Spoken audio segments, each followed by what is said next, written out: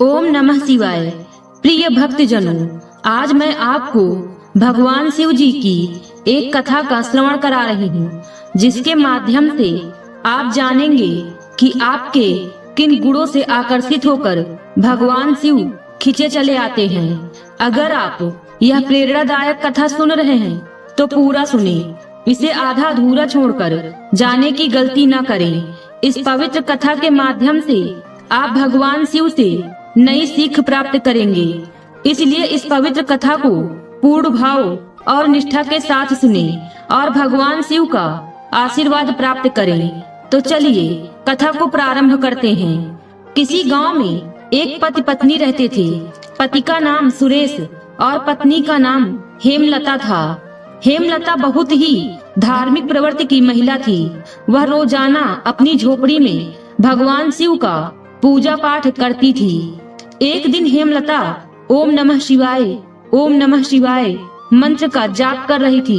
उसकी यह प्रार्थना कैलाश पर्वत पर बैठे भगवान शिव सुन रहे थे और माता पार्वती से कह रहे थे, देवी, यह कितनी मीठी आवाज है। यह मेरे अंतर मन तक पहुंचकर मुझे मंत्र मुग्ध कर रही है।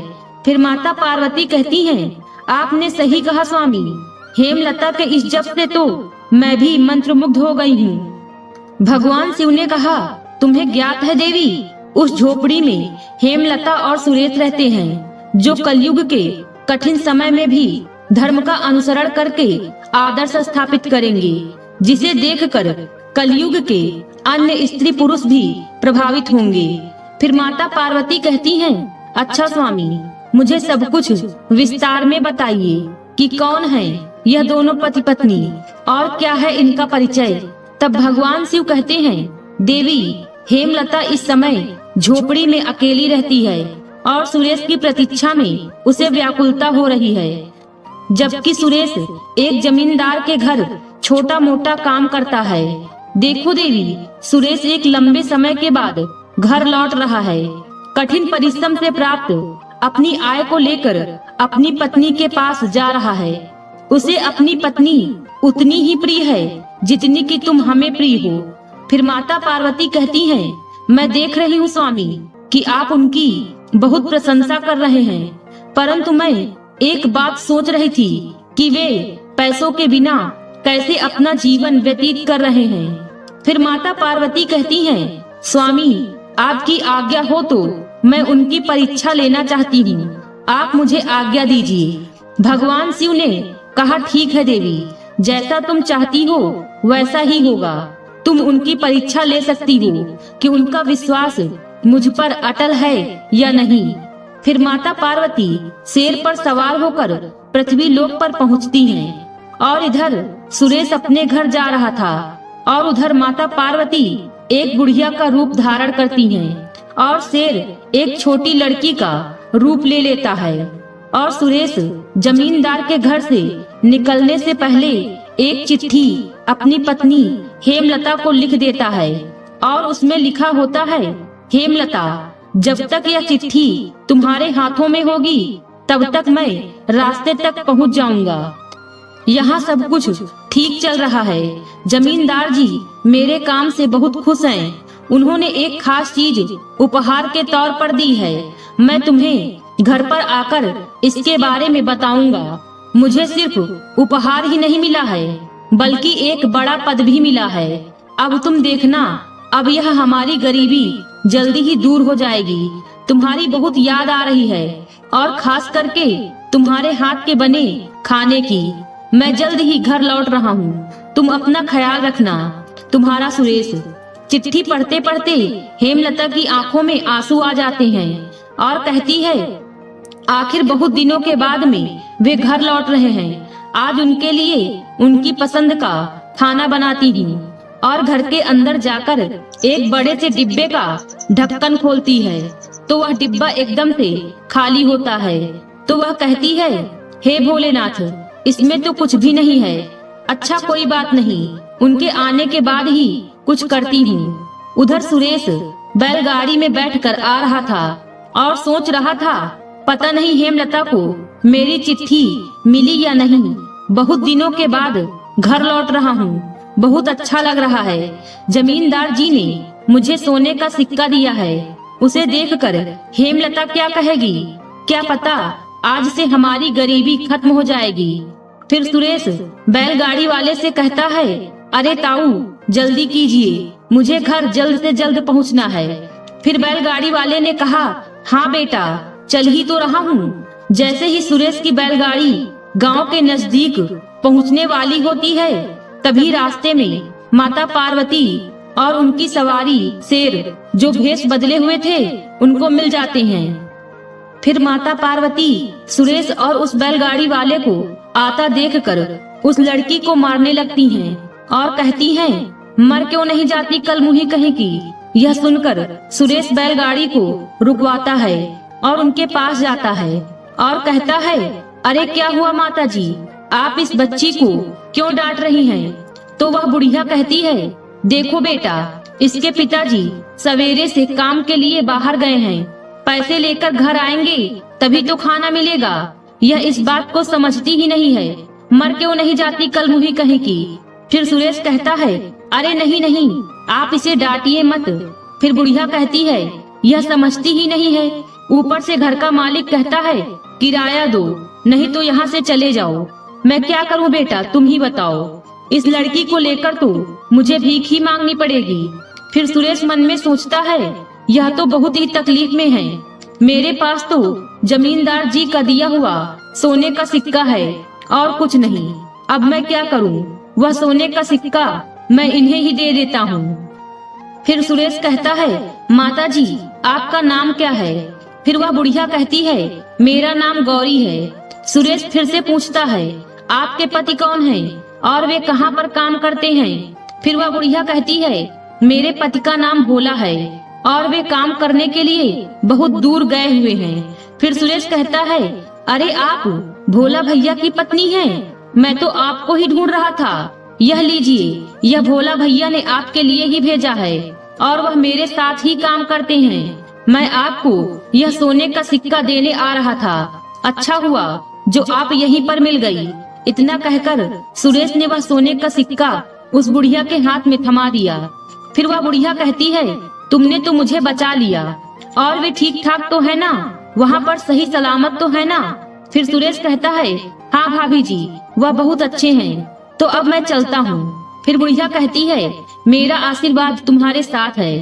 फिर वह बुढ़िया और वह लड़की वहाँ से चली जाती हैं। उनके जाने के बाद सुरेश सोचता है कि मैंने तो मेरा सारा धन इन्हें दे दिया, अब मैं हेमलता को क्या कहूँगा? इस धन से मेरे घर की हालत थोड़ी सुधर जाती। यह आपकी कैसी लीला है भोलेनाथ। फिर माता पार्वती कैलाश पर्वत पर पहुँच जाती हैं। तो भगवान शिव कहते हैं, देवी तुम्हारे बिना मुझे यह कैलाश पर्वत बहुत सूना सूना लगता है। फिर माता पार्वती अपने आसन पर विराजमान हो जाती हैं। फिर भगवान शिव माता पार्वती से पूछते हैं, कहिए देवी, जो कुछ मैंने कहा था क्या वह सत्य साबित हुआ कि नहीं? मैं तुम्हारी प्रतिक्रिया जानना चाहता हूँ। फिर माता पार्वती कहती है, स्वामी आपने सही कहा था, सुरेश निर्भीक भी है और बहुत दयालु भी।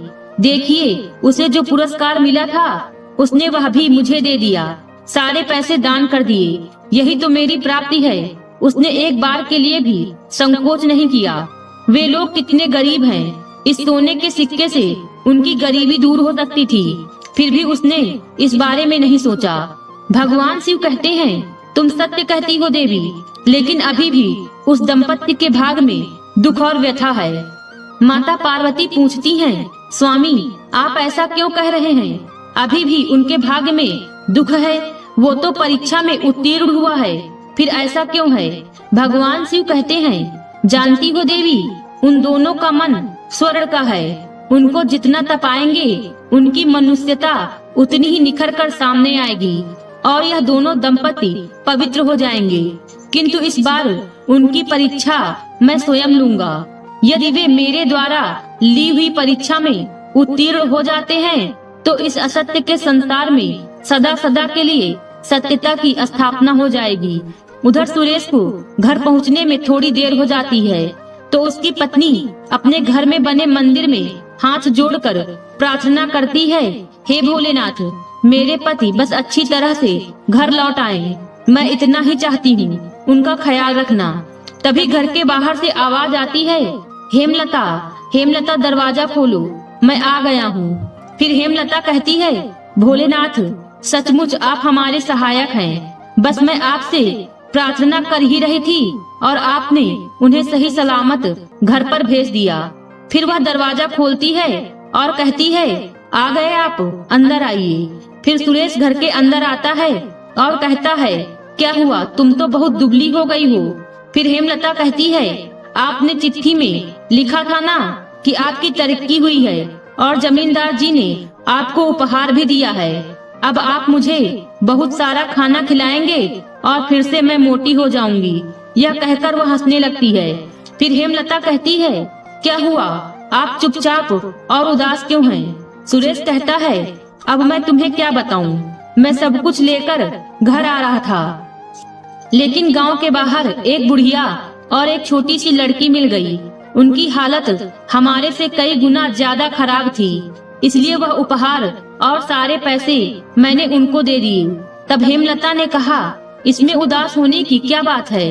सुरेश ने कहा, मैं इतना गरीब हूँ कि मैं तुम्हें 2 वक्त का खाना भी नहीं खिला सकता। हेमलता कहती है, मैं यहाँ पर बहुत अच्छे से रह रही हूँ और वैसे भी अच्छे खाने पीने से ज्यादा कीमती है आपका मन।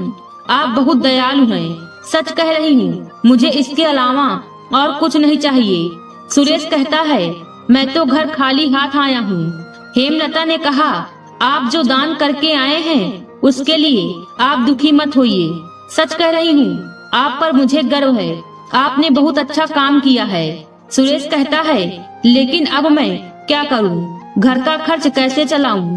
तो हेमलता ने कहा, आप एक काम कीजिए, सामने वाली जमीन खाली पड़ी है, वहाँ पर खेती कर लीजिए। सुरेश कहता है, तुम ठीक कह रही हो हेमलता, अब मैं खेती बाड़ी करूँगा। अगर हमारा मन साफ है तो ऊपर वाला हमारी जरूर सुनेगा। हेमलता कहती है, चलो आज के खाने का बंदोबस्त हो जाएगा, मैं पड़ोसन से लेकर आई हूँ, आप बिल्कुल चिंता मत कीजिए। फिर अगले दिन सुरेश सामने वाली जमीन को फावड़े से खोदने लगता है और उस जमीन को खोदकर खेती योग्य बना देता है और उसमें गेहूं की खेती करता है और गेहूं की फसल अच्छे से उग जाती है और बड़ी भी हो जाती है। बस अब उसके कटने का समय आने वाला होता है। यह देखकर सुरेश और उसकी पत्नी बहुत खुश होते हैं और हेमलता कहती है, आप देखिएगा अब सब कुछ ठीक हो जाएगा। तभी अचानक एक दिन मूसलाधार बारिश होती है और उसके साथ जोरदार तूफान भी आता है।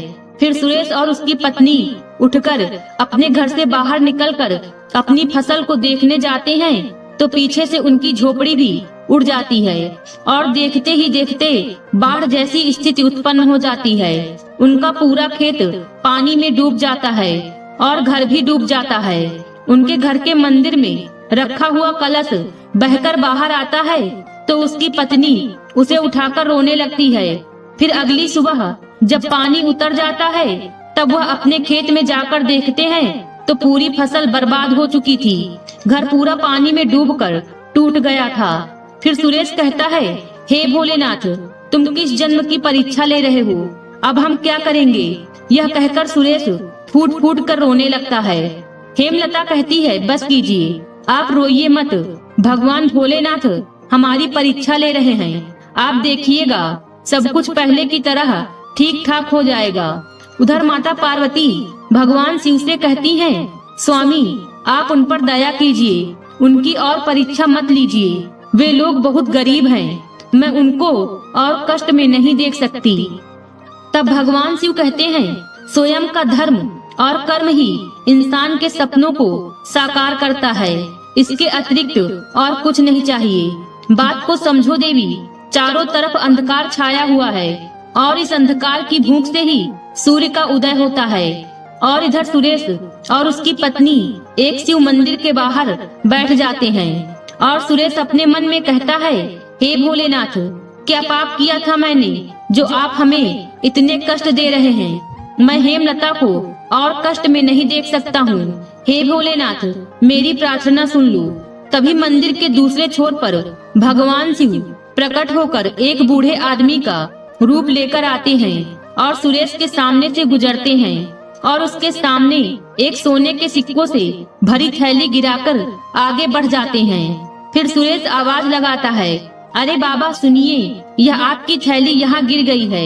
फिर भी वो बाबा नहीं सुनते हैं। तो सुरेश उठकर उनके पीछे जाता है और उनसे कहता है, अरे बाबा सुनिए, यह आपकी थैली गिर गई है। फिर वह बूढ़े बाबा कहते हैं, बहुत उपकार किया है भाई तुमने। मेरे जीवन भर की कमाई इस थैली में रखी हुई थी, इसे लौटाकर तुमने मुझ पर बहुत बड़ा एहसान किया है, वरना ऐसे कौन लौटाता है। सुरेश कहता है, नहीं नहीं बाबा, दूसरे का सामान लौटाना तो मनुष्य का कर्तव्य है।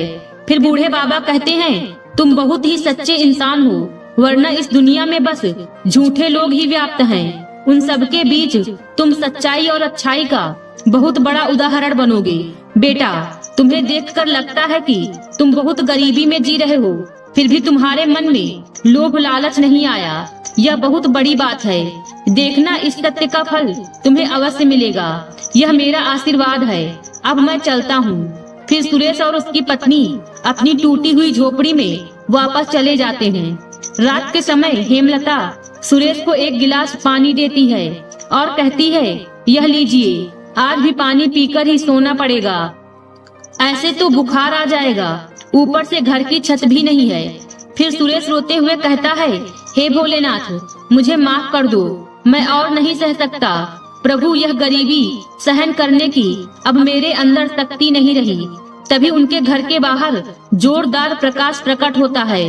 सुरेश और उसकी पत्नी घर के बाहर जाते हैं तो वे देखते हैं वही बुढ़िया और बच्ची और वही बूढ़े बाबा तीनों एक साथ दिखाई देते हैं और थोड़ी ही देर में वे तीनों भगवान शिव, माता पार्वती और शेर के रूप में परिवर्तित हो जाते हैं। सुरेश कहता है, हेमलता, कहीं मैं सपना तो नहीं देख रहा हूँ?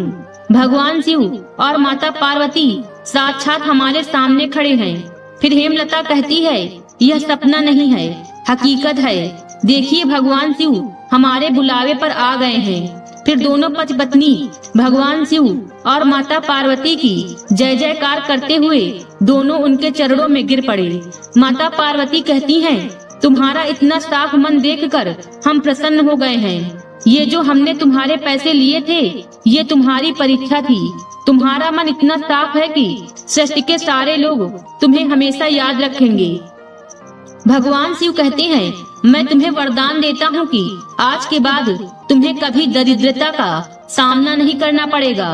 तुम सदैव सुखी रहोगे और आज के बाद से तुम जीवन में हमेशा उन्नति करते रहोगे। फिर सुरेश कहता है, हे प्रभु, आपकी कृपा दृष्टि हमेशा हम पर बनी रहे। जिंदगी में जितनी भी मुश्किलें आए, हम सदैव केवल सही राह पर ही चले, ऐसा आशीर्वाद हमें दीजिए। भगवान शिव और माता पार्वती ने कहा, तथास्तु, और यह कहकर वे अंतर ध्यान हो गए। अब सुरेश और उसकी पत्नी दोनों वापस घर में जाते हैं तो देखते हैं वे दोनों थैलियां उनके घर में पड़ी हुई थी। एक थैली तो वह थी जो सुरेश को जमींदार ने दी थी और दूसरी थैली वह थी जो उस बूढ़े बाबा की सोने के सिक्कों से भरी हुई थी। अब उस धन से वे दोनों पति पत्नी हंसी खुशी रहने लगे और उनका गुजारा भी अच्छे से होने लगता है। आज की वीडियो में बस इतना ही। उम्मीद है वीडियो पसंद आई होगी। इस वीडियो में बोलते समय कोई त्रुटि हुई हो तो क्षमा करें। वीडियो पसंद आई हो तो वीडियो को लाइक और शेयर करें और चैनल को सब्सक्राइब कर दें और कमेंट बॉक्स में हर हर महादेव लिखना बिल्कुल ना भूलें। मिलते हैं अगले वीडियो में। खुश रहिए और खुशियाँ बांटते रहिए। हर हर महादेव।